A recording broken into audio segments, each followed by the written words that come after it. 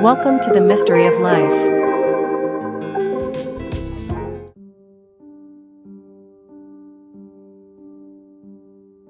There was an old restaurant in Indiana where I used to live.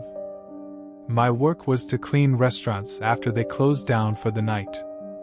The oldest restaurant in town was built in the early 1800s. It used to just be a pub or a hangout for the locals. The owners kept adding offerings to menu over the years, and it eventually grew into this big place today.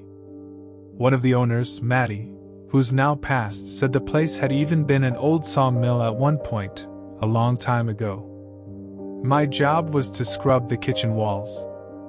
My friend's job was to sweep and mop the floors. Our other coworker was to do the counters, trash, and bathroom.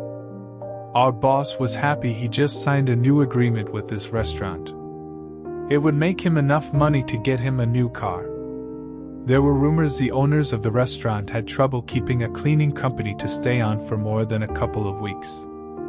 They were hopeful about us, because our boss kept talking us up. He said he had a very good crew. I must admit, we were very good at our jobs. The first 3 nights went fine with no issues. Our boss gave us a call to remind us that the customer wanted their lights out after we leave, and that we'd forgotten the night before. I asked Sarah if she'd remember to turn off the lights. Sarah adamantly said yes, of course. She said all the lights except the pantry and hallway to the walk-in fridge, so the security camera can see in case of a break-in. The dining area had their own lighting system, so we didn't need to touch it. I apologized to my boss on behalf of my team and thought nothing more of it. The 5th night we were there, creepy things would happen. We'd hear footsteps following us coming down the stairs. The hallway would get so cold we thought the freezer door was left open or something. We'd hear strange whispers from the corner of the rooms wherever we were. I kept the things I was experiencing to myself, thinking it was just me. I was probably just tired.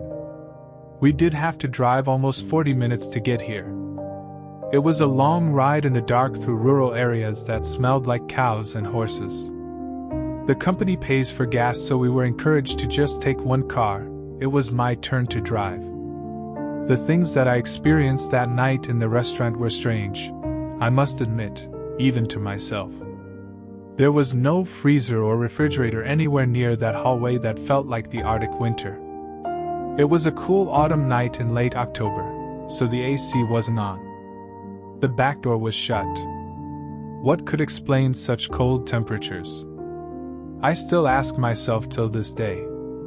I've heard about creaky floors in old wooden restaurants, but I just thought it was a normal thing. Of course the wooden floors would creak. It's made of wood and they made sounds when you stepped on them. But what could explain the feeling of someone following me? As if they were right behind me, taking their steps after mine.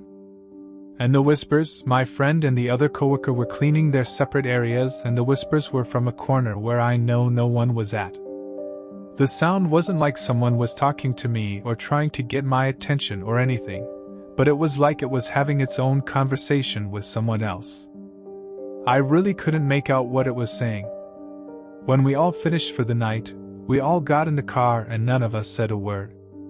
We kind of gazed out of the window for a moment, as if we had something to tell each other, but just decided to keep quiet.